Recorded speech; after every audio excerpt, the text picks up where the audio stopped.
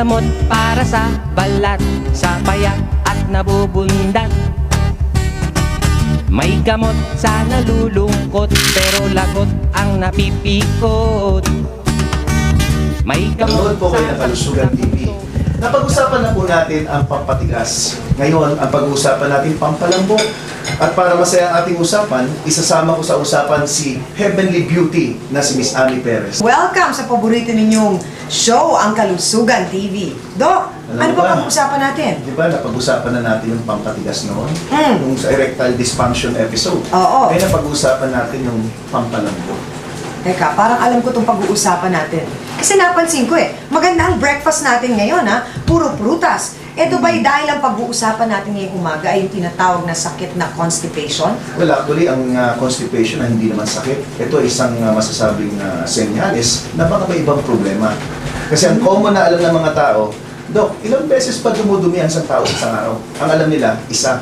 Pero sa medical books, walang nakalagay kung ilang beses dapat.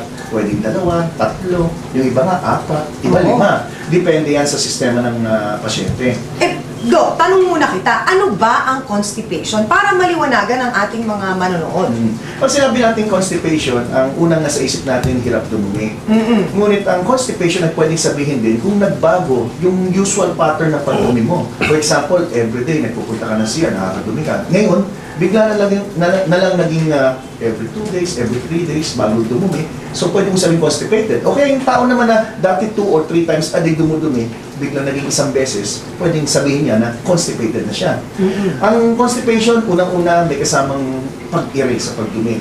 So, every time na kailangan mong umire, bago ka makadumi, ibig sabihin niyan, constipated ka na. At delikado yan, may namamatay dahil sa constipation. Oo nga. Kasi ako nung natatandaan ko, nung nagsisimula ako na nag-aartista, Doc G, sa sobrang excitement ko ba at sa sobrang tension na nag-shooting kami ng pelikula nun, halos isang linggo hindi ako nakadumi at ang sabi ng doktor, kung tumagal pa daw ako ng isang linggo, pwedeng yun ay kamatay ko. Well, hindi naman siguro sa edad mo, no? But ang constipation, kaya pwedeng ikamatay na isang pasyente, lalo na yung mga may altang presyon. Yung nagkaroon na ng history ng heart attack at stroke. Mga pasyente, kadalasan, yung may edad, pag sila ay nadala sa ospital at ang dahilan ay nawalan ng malay, ang unang tanong ng doktor, saan nangyari ito? Dahil meron kaming suspetsya na baka nandun sa loob ng CR, umiire at bigla na lang nag-rupture o pumutok ang ugat dahil sa sobrang pag-ire. So masama pala na pagka ikaw ay nasa banyo at pinipilit mong dapat hindi ka masyadong umiire. Tama yun. Kaya sa ating pagbabalik, pag-uusapan natin, sino ba yung mga tao na pwede magkaroon ng constipation? Bagamat ang alam natin, puros kulang sa pag-inom ng tubig, maling pagkain, may mga sakit pala na ang unang senyales, hirap dumumi ang isang pasyente. So, tumutok lang kayo dito sa Kalusugan TV at pag-uusapan po natin ang mga sanhi ng constipation.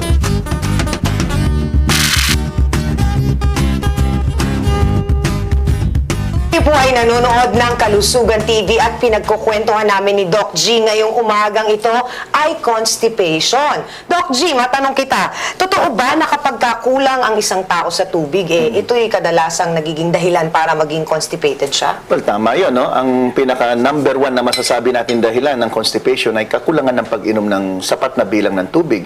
Kailangan 8 to 10 glasses of water a day, no? At hindi kasama yung mga soft drinks, juice, coffee, or milk. Hindi kasama sa bilang yun. So dapat talaga tubig. Dapat uminom ng maraming importante tubig. Talaga yun. Yeah. And yung maling pagkain, yung mga mahilig kumain ng mga karne na mahirap tunawin, dapat kumakain tayo mga, ito, yung mga kinakain mo ngayon. Oo, ito. Sustansya. Pinaghandaan nga kita kasi alam ko hindi ka nagbe-breakfast Hindi, nag-breakfast ako ngayon. At actually, inaasikaso ko ng yaya ko. Ito na, may yaya ko dalawa. Oo. Kaya nito, yung mga kinakain natin na mga prutas, no? Yan ay high in fiber at makakatulong yan. Pagkain ng gulay, green leafy vegetable, importante yan. Yan yung common na dahilan, yung maling pagkain at maling inumin. Pero yung kakulangan ng exercise ay pwede magdulot ng constipation. Ang bituka ng isang tao ay normal na gumagalaw. Ang tawag dyan ay intestinal peristalsis. Ibig sabihin gumagalaw yan para mailabas ang dumi. Yan yung tinatawag natin nagbibigay ng transit time mula sa ating pagkain, mula sa stomach, papunta doon sa pagdumi natin. Ngayon, ang isang taong tamad, hindi nag-exercise. Kadalasan na dahilan may arthritis at hindi makapag-bicycle. Ako ba yan, Dok? Tamad? Oo, ganon. Jokes. So, posible dahil sa hindi ka masyado nag-exercise, yung bituka mo tamad din. Ah, Gusto ko malaman ng mga nanonood sa atin, na may sinasabi tayong LBM or loose bowel movement. So meron din tayong bowel movement na normal. So normal bowel movement, loose bowel movement, no bowel movement. Yung no bowel movement, yung mga constipated, hindi makadumi. So since hindi gumagalaw yung bituka, no bowel movement, hindi nakakagalaw yung bituka, hindi nakakadumi ang pasyente. Kanina, Doc, nabanggit mo yung pagkain ng karne, di ba? Merong ibang nagsasabi na ang beef daw, it takes about 3 days before you can digest that compared to pork, or pareho lang? Hindi naman 3 days. It will take at least 6 hours. Ah. Kaya minsan, pag ikaw ay kumain at may mga pasyente ako na, Dok, bakit nagsuka ako? Linabas ko rin yung kinain kong karne, bobo. Ibig sabihin nun, after 1 or 2 hours, nandiyan pa rin, halos karne pa rin ang itsura. Oo. Pero ang isang nakakaligtaan natin, marami mga senior citizen na nakikinig ngayon na constipated. At ang dahilan, number 1, dahil pag matanda, binibigyan doon ng calcium, pampatibay ng buto. At ang number 1 na epekto ng calcium ay maaaring tumitigas ang pagdumi. Yung mga taong namumutla na binibigyan ng mga iron preparation, mga ferrous sulfate, nagpapaitim, nagpapadumi ng matigas at nagbibigay ng paninikmura. Oo. Yung mga gamot na common sa mga may edad, gamot sa arthritis, yung mga iniinom na mefenamic acid, ibuprofen, lahat ng mga non-steroidal anti-inflammatory drug na iniinom sa arthritis, nagpapatigas din ng dumi. So kung meron silang mga ganong klaseng gamot na iniinom, Doc G, kailangan pala na mas lalo pa nilang damihan ang pag-inom ng tubig at pagkain ng Kumain. mga prutas Tama. at ng gulay. May isa pa akong tanong sa'yo. Kasi meron iba, parang ginagawa nila during breakfast, bago sila kumain kunyari nung kanilang paboritong tosino o longganisa. Totoo ba na dapat daw una muna yung prutas? Well, may mga pag-aaral ngayon na kumakain daw tayo ng dessert, yung mga prutas na yan. Ang purpose yan para makatulong sa ating digestion, makatulong sa ating pagdumi. Ngayon, may mga pag-aaral na pag ito inuna mo, mas maganda ang pagdumi mo. Oo, mas maganda daw yung yun. flow. So, yung mga kumakain ng mga prutas, huwag nyo nang gawin na pagkatapos kumain, kundi unahin mo yun. Bago. Ito ginagawa natin. Bago tayo magtanghalian mamayang alas 12, kumain muna tayo na to. Then mamaya, kakain na tayo ng ating regular lunch, di ba? So, ang kagandahan yan, tumutulong yan na mauna yung fiber para mas maganda yung pagdumi. So pwede parang, rin yan. magsisilbi siyang parang ano doon, parang bag na Tama. sa loob. Isasama niya lahat. Tama. Ganon. Sa mga nanonood po na may ulcer at umiinom kayo ng mga antacid, yung mga antacid o yung mga pangkontra sa asido ay pwede rin magpatigas ng pagdumi. Lalo na kung ito'y may kombinasyon ng mga aluminum magnesium hydrochloride. So tingnan niyo po yung inyong iniinom dahil yan ay nagpapatigas ng inyong pagdumi. Katulad ng mga gamot din na gamot sa alta presyon. Pwede rin po yung mga tao na umiinom ng diuretics. Yung diuretics kadalasan namin, yan yung binibigay sa mga may high blood na nagkakaroon ng manas. At itong mga gamot na pampaihi, pag hindi sapat ang inom mo ng tubig, pwedeng magbigay sa'yo ng pagtigas ng dumi.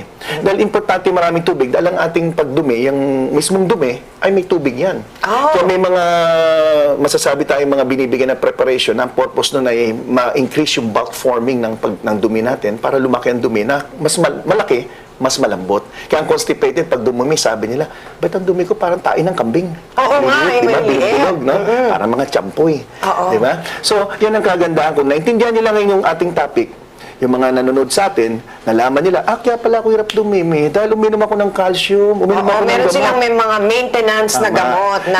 Hindi ko sinasabing alisin, ha? Ang sinasabi ko lang, kung alam nyo na nagbigay ng ganung problema, dapat bumalik sa doktor. At mas madaming inumin na tubig. Uminom ng tubig at prutas. check sa doktor para mapalitan yung gamot kung ano yung nagbibigay ng ganung reaction. Doc, matanong kita, kasi nga si Buboy lately depressed. Oo. Ito ba nagtitrigger ng constipation? Well, ang constipation, nabanggit ko kanina na kung kulang sa exercise. Ngayon, kung ang isang tao depressed, walang ginawa kundi nakamukmuk. Ikaw, yung nangyari sa'yo. Di ba? Sa akin yun? Mga Hindi ako ilang na-depress, linggo, ilang buwan na nakalipas, di ba? Kasi hindi mo ako tinext, kaya na-depress ako. Hindi yun eh. Ang dahilan nun eh, nadidepress ka dahil sa, di ba sabi mo, nahirapan ka sa stage play mo, sa schedules mo, ang hirap-hirap. So, nung time na yun, Parang ka ngayon, yung time na yun, di ba? Sabi mo, nadidepress ka. Oo, 2 nagtutulong ka lang. days bago. Ayun nga depression ba at tension nagkukos yan ng constipation? Ayan, ang bait ko sa'yo, Hindi, pwede ko ang tanongin sa'yo, nung na-depress ka ba, nagkaroon ka ng constipation? Oo nga yata. Oh, yun. So, ibig sabihin, posible na pag-depress ka, lahat ng metabolism ng katawan mo mabagal. So, yung paggalaw ng bituka mo, Mabagal mabagal. din. Pag-iisip, mabagal. Kilos, mabagal, di ba? Lahat yung part of depression. So, pag sinabing depressed ang isang tao, Ang dami pala talaga na bunga ibibigay yan. ng sakit niyang depression, ano? Kaya ayoko na ma-feel yan eh. Biyahan mo, sa mga susunod nating topic, ilalagay ko yung depression na topic. Oo nga. Pag-usapan natin. Eto, Dok, tama ba na talagang ganito karaming prutas ang kainin? Well, tama yan, no? Isang hiwang ganyan ay tama na, no? Ang kagandahan nito mga pagkain na to, constipated ka, hindi ka constipated, pwede kang kumain. Yan ang kagandahan ng pagkain or mga food supplement na tinatawag. Pero, mabalik ko lang, no? Alam niyo po ba na ang constipation ay pwedeng senyalis din ng seryosong sakit? Sa ating pagbabalik, ano ba ang mga sakit na nagbibigay ng constipation? Kaya tumutok lang kayo dito po sa Kalusugan TV.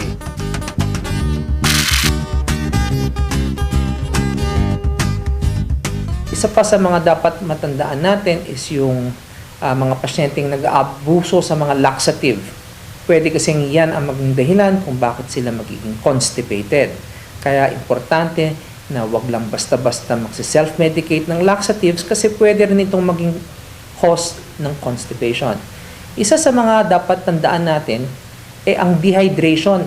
Pwede maging contributing factor yan sa constipation.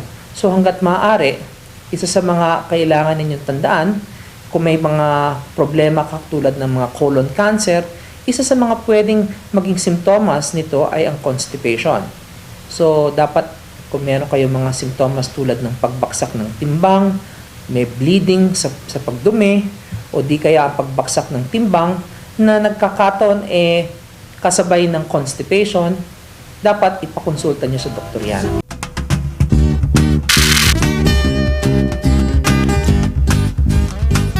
Welcome back! Ito po ang Kalusugan TV at pinag-uusapan namin ni Doc G ngayong Saturday morning ay constipation. Doc, matanong kita, yung bang constipation, it can cause other sickness? Well, actually, baliktad eh. Pwede yung other sickness ang nagkakos ng constipation. Constipation? Ah, okay. Ang number one dyan, diabetes. Kaya yung mga nanonood sa atin na may sakit na diabetes, no? Gusto kong malaman nyo, yung pagkakaroon niya ng constipation o hirap sa pagdumi ay baka related sa inyong sakit na mataas ang asukal sa dugo. Dahil pag mataas ang asukal sa dugo, sinisira nito ang mga nerves at blood vessel. Ang bituka, para gumana at maganda ang function nito, kailangan magandang blood supply, maganda ang nerve, at once na humina o nasira, maaaring ang inyong bituka ay magkaroon ng atony or atonic. Ano yun, Ibig sabihin Doc G? nun hindi na gumagalaw. Ah, okay. So, yan ay mga nangyayari sa mga pasyenteng matataas ang asukal sa dugo.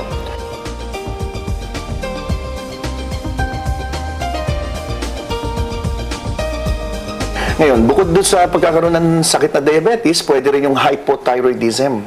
Ang hypothyroidism, yung mga taong masyadong mababa ang thyroid hormone, ito yung mga sinasabi niyong bosyo. Pero ang bosyo, ibig sabihin, namamagalang yung thyroid gland. Pag sinabing hypo, mababa ang thyroid production.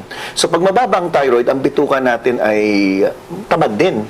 So ang nangyayari, hindi ka makadumi. Pati ang digestion mo humihina. Kaya ang mga hypothyroidism cases ay kadalasan tumataba. Maski na kumakain sila ng konti, tumataba sila. Tumataba kagad, Oo. mabilis ang pagtaba. Then at the same time, may kasamang hirap dumumi, talagang matinding pag-ire at mga iba pang mga karamdaman na maiugnay natin sa mababang thyroid gland. Then meron tayong mga tinatawag na nagkaroon ng diverticulitis, diverticulosis. Ibig sabihin nito, ang bituka ng isang tao ay may mga parang pouch na tinatawag o parang hindi naman yan isang pagsang bituka, hindi naman isang ganun yan eh. Kaya makikita nyo, no, parang utak, no? Yung mga utak na kinakain ng mga ginagawang sisig yata o isaw or kung ano-ano. Makikita nyo parang may mga lobules na tinatawag. Oo. Yung mga area Parang na pag yan. kumakain din ikaw ng isaw, ganun din ang Oh, ganun din ang isaw, di ba? Isaw. Yung bituka. Oo. Oo. Pag ang isang tao ay chronic na yung hirap sa pagdumi niya, ang nangyayari, nagkakaroon ng mga, yung mga pouch na yan, o yung mga daanan na yan, ay nagkakaroon ng pagbabara ng dumi. At maaaring yun ang pagmula ng infeksyon. So, dahil sa nagkaroon ng infeksyon, namamaga ang bituka. So, nangyayari, pag namaga ang bituka, nawawala yung kanyang motility o yung paggalaw. So, pwede rin obstruction, yung mga may tumor. Posible pala hindi makadumi, gumagamit na ng mga laxative, gumagamit na ng suppository, hindi pa rin makadumi. Yung pala may bukol na tumutubo sa bituka at nakaharang ngayon yun. Nakaharang. Nakaharang. Iba naman yung almoranas. Kasi yung almoranas naman, bukol na doon sa may tumbong. Pag ikaw ay may chronic constipation, ang susunod, magkakaroon ka naman ng almoranas. Kasi nga sa hirap Na pag-iri. Sa sobrang pressure. So, nangyayari, yung ugat natin sa tumbong, lumalaki. Kaya nagkakaroon ng almoranas. So, ang daming problema na dapat bigyan ng pansin. Kaya nga, unahin natin, alamin mo na yung dahilan. Kung ang dahilan, mahina ka uminom ng tubig, di uminom ng maraming tubig. Kung ang dahilan, yung pagkain mo mali, kumain ka ng mga high-fiber diet. Ako rin, recommend ako yung oatmeal Oatmeal, sa the umaga. best yan sa umaga. Maganda yan. Lagyan ng prutas. Panalo na yun. Pwede. Matipid pa. Matipid yan. At meron mga tinatawag tayo mga natural remedies, no? Kaya nga, Ami, kailangan ilista mo lahat ng mga ipapakita natin ngayon. Naku, ito, importante ito sa akin. Ito Oo. yung mga nabanggit mo, yung mga natural remedies. Kasi Tama. matipid na, siguradong epektibo pa itong mga Yes. ganitong klaseng para kagaya ng papaya, pagkain ng papaya, ng apple, hindi ba? Panoorin po ninyo ito. Panoodin niya. Ang constipation ay nalulunasan sa pamamagitan ng tamang pagkain. Narito ang mga prutas at gulay na maaaring makatulong sa inyong maginhawang pagdumi. Apples, bananas, carrots, dates. Soak 6 dates in a glass of hot water. When cool, drink the water and eat the dates. Elderflower, Epsom or Rochelle salts. Drink a mixture of 1 teaspoonful in a half glass of water before bed. This is very bitter but very efficient. Fruits. Eat at least 3 raw fruits daily. The citrus helps promote regularity. Strawberries, prunes, and spinach are laxatives. Garlic is effective for its soothes, cleanses, and reduces inflammation. Honey has a mild laxative properties. Start by taking a tablespoon 3 times a day or add to foods or drinks. Licorice is a laxative. Make a tea of licorice and drink before meals to enhance production of stools. Not recommended for use by pregnant women as it may increase the risk of premature delivery. Pepper. Make a massage oil of black pepper, marjoram, and rosemary. 1 drop of each in a light carrier oil and rub into abdominal area. Naku, Doc, totoo pala talaga ang sinabi mo na importante. Mas okay pa ang fruit salad na diet hindi ba? Tsaka yung oatmeal na nabanggit mo, hindi Tama. ba? Kaya nga sinasabi sa mga pasyente, minsan marami tayong mga karamdaman na ang problema nasa atin. Hindi tayo kumakain ng tama, hindi tayo uminom ng sapat na bilang ng tubig, wala tayong exercise. Kaya nga sa ating pag-uusapan naman ngayon, ano ba ang mga pwedeng gawin ng pasyente bukod doon sa mga tinuro mo? Ano ba yung mga gamot? May mga gamot ba na pwedeng inumin? Well, unang-una, pag pinag-usapan natin hirap pagdumi at ginawa mo na lahat, Oo. ito na, pumapasok na rito yung pagkonsulta niya sa doktor. So, pumunta ka na sa doktor. Ang unang-unang gagawin, bibigyan ka dyan ng mga laxative. Oo. Well, ang common dyan, binibigyan ng mga castor oil, mineral oil, mga osmotic blah blah blah, mga bulk former, etc. Ano yung no? osmotic na yun, Doc? Meron isang uri ng mga classification ng laxative na pag ininom mo, ina-absorb niya yung tubig. So, nangyayari, yung dumi mo, lumalaki. So, ang magandang halimbawa dyan, yung mga psyllium fiber. Oo. Yung mga bulk forming tawag dyan. Pag Oo. ininom mo yan, mapapansin mo, ang dumi mo umi-expand. Pero, mas marami ang tubig, kaya malambot. So, yun ang oo. purpose. Kaya ang purpose yung paramihin ng dumi, pero more on water content. So, mas malambot, mas madali mo mailabas. So, pagdating sa mga gamot, mas maganda isangguin nila sa doktor dahil hindi lahat ng constipated na pasyente ay dapat uminom ng gamot. Yung pag-inom ng mga diet pills na marami kasi ngayon na nabibili sa market, Doc G, yung mga diet pills na pag ininom mo, talaga namang siguro minimum 3 times magbabanyo Okay. ka at talagang malambot. Well, since diet pills yan, ang habol naman yan ay slimming. Ang nangyayari dyan, dumi ka ng dumi. So, ang nangyayari naman, iba ang nagiging problema. Yung iba, sabi nila, constipated ako nung uminom ako nitong particular na tsaan na to, gumanda dumi ko. Sa isang banda, okay lang. Pero may mga tao naman na dumudumi ng sobra-sobra, na hindi naman sila kumakain ng sapat, hindi sila uminom ng sapat. So, humahantong sa mas seryosong problema like palpitation, Oo. insomnia, at marami pang iba. Totoo rin ba, Doc, yun yung pagkasabi nila, pag inoperahan ka sa iyong gallstones, tinanggal yung gallstones. Pagka daw ikaw ay constipated bago ka operahan, pagkatapos mo operahan, magiging normal na. Pagka ikaw naman ay normal, pagkatapos mo operahan, nagiging constipated. Totoo ba yun? Wala namang basehan yun, no? May mga nagsasabi lang na nang ako inaoperahan, for example, nagkaroon ako ng constipation, kasi after nung naoperahan, ilang linggo na nakahiga, ilang linggo na hindi nagkikikilos, At dahil doon, nagkakaroon ng panandalian lang na constipation. Yung pala yun. Ito na naman yung portion natin, yung itanong mo kay Doc. Ay, oo. Eto sa amin pong pamabalik, ang paborito ng buong bayan. Ang itanong mo kay Doc, libre ang sagot. Diyan lang kayo, kaya aalis. Magbabalik pa po ang Kalusugan TV. O, Doc, rutas tayo. Ano kaya kung maningil na ako doon sa consult? Wag!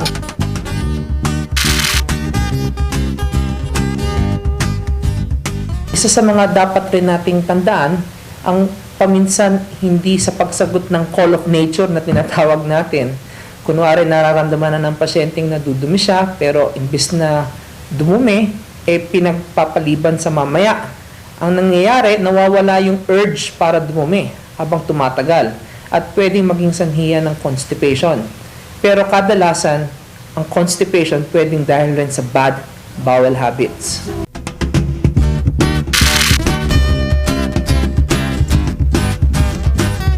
Eto na po ang paboritong portion ng buong bayan. Ang itanong mo kay Doc, libre ang sagot. Makakatulong po ba ang mental rub sa sipon? Walang masama na gumamit ng mga mental rub, no? Yung mga pinapahid sa dibdib. Kadalasan ginagawa yan sa mga sanggol, sa mga bata. Ayun ko kung ginagawa kay Ami, no? Pero yung mga inhaler, bagamat makakaginhawa sa isang banda, panandalian lang.